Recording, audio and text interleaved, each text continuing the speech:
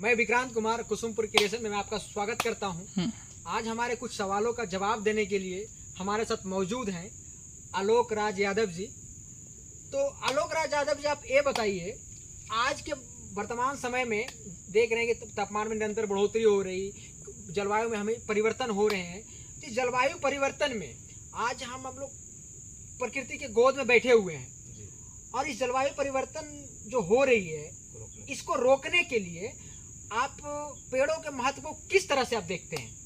जी, जैसे कि हम आज देख रहे हैं कि पूरा विश्व ही जलवायु परिवर्तन की समस्या से जूझ रहा है और जिसमें ग्लोबल वार्मिंग यानी वैश्विक उष्णन सबसे प्रमुख है, क्योंकि उसका ये है कि धरती का तापमान लगातार बढ़ता जा रहा है और एक अलार्मिंग स्टेज पे पहुंच चुका है। और इसके कारणों पर की अगर हम चर्चा करें तो आज मानवीय गतिविधियां इतनी ज़्यादा बढ़ गई है जिसकी वजह से काफ़ी प्रदूषण हो रहा है और जो उद्योग इतने ज़्यादा लग रहे हैं, औद्योगिक गतिविधियां जो हैं, हमारे वाहन, बाकी चीज़ें हैं, तो घरेलू कामकाज से लेके बिजली उत्पादन तक में हमारा पर्यावरण का उत्सर्जन और ग्लोबल वार्मिंग जो के लिए रिस्पॉन्सिबल जो ग्रीन हाउस गैसेज है उनका उत्सर्जन काफ़ी ज़्यादा हो रहा है।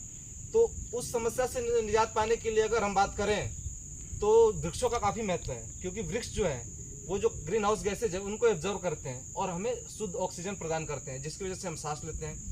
और ये जो है हमारे तापमान को, धरती के तापमान को बैलेंस, संतुलित बनाए रखने के लिए काफ़ी महत्वपूर्ण है जी। और इस दिशा में हमें काफ़ी सोचने की आवश्यकता है, क्योंकि आज विश्व गंभीर संकटों से जूझ रहा है। हम देख रहे हैं कि काफ़ी ज़्यादा फ्रिक्वेंटली कहीं पे कहीं मौसम बदल रहे हैं अचानक से, कहीं पे बहुत ज़्यादा बारिश, कहीं पे सूखा। तो इस प्रकार के संकट भविष्य के पीढ़ियों के लिए एक अच्छे संकेत नहीं है। अगर हम उन भविष्य में आने में जो हमारी इन कमिंग जनरेशन है, अगर हम उनको एक अच्छा माहौल देना चाहते हैं, एक शुद्ध, साफ और खुशनुमा वातावरण देना चाहते हैं, तो इसके लिए हमें अभी से प्रयास करना पड़ेगा और इस दिशा में सबको मिल करके काम करना होगा, चाहे वो सरकार हो, चाहे आम जनता हो। क्योंकि अगर हम केवल एक दूसरे पे डालते रहें इस समस्या का समाधान की जिम्मेदारी, तो ये समस्या कभी सुलझने वाली नहीं है। तो हमें सबसे पहले तो वृक्षों के कटाव को कम से कम करना पड़ेगा, जितनी ज़्यादा अत्यधिक आवश्यकता होने के बाद ही काटें, जंगलों को संरक्षित करें। उसके साथ साथ हम जो प्रदूषण निकल रहे हैं उसको नियंत्रित करें। जो हमारे पास उद्योग हैं या वाहन है जिसकी वजह से प्रदूषण निकल रहा है, तो हम प्रदूषण को कम से कम कैसे करें, उसके लिए क्लीन एनर्जी की तरफ स्विच कर सकते हैं। हम जो उद्योगों से जो गैसेज निकल रही है उसको फिल्टर करके उसको रिप्रोसेसिंग करने के बाद ही हम उसको पर्यावरण में छोड़ें। तो इस प्रकार के कदम हम उठा सकते हैं और इससे हमें पर्यावरण संबंधी समस्याएं हैं, जो आपने बोला जो जलवायु परिवर्तन की समस्या है, तो क्लाइमेट चेंज की प्रॉब्लम्स का सॉल्यूशन इन्हीं चीज़ों में है।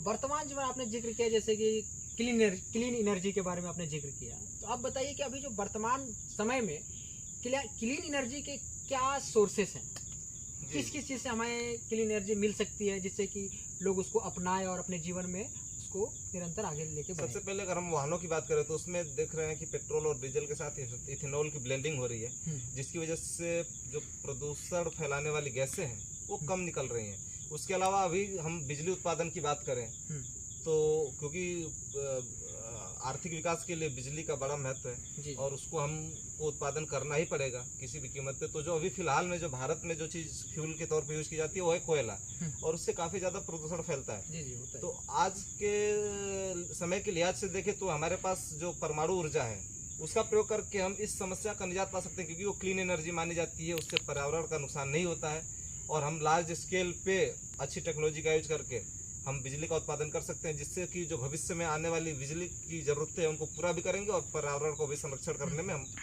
सहायता प्रदान करेंगे। अब इसमें हम लोग सौर ऊर्जा का भी इस्तेमाल कर सकते हैं। हाँ, सौर ऊर्जा, जो वायु ऊर्जा है, भूतापीय ऊर्जा है, इन सभी चीज़ों का प्रयोग किया जा रहा है।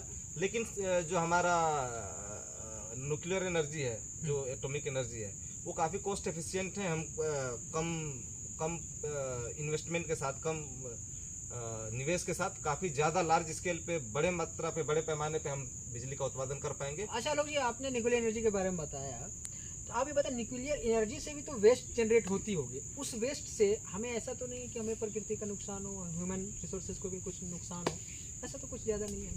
जी देखिए, जो वेस्ट निकलता है, रेडियो एक्टिव मटेरियल है, उनकी हाफ लाइफ होती है, काफ़ी समय तक रहेंगे, वो हमारे साथ रहेंगे।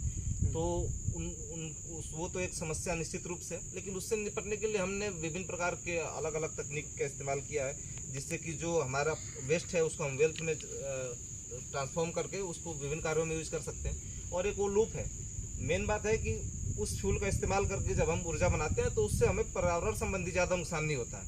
हाँ, हमारे पास एक रेडिड्यू मटेरियल बचता है जो जिसका रिप्रोसेसिंग, जिसका रख रखाव एक बहुत बड़ी चुनौती है, लेकिन उस पर काम किया जा सकता है और उस चीज़ को हम पुनः यूज में ला सकते हैं। धन्यवाद आलोक जी कुसुमपुर क्रिएशन से जुड़ने के लिए।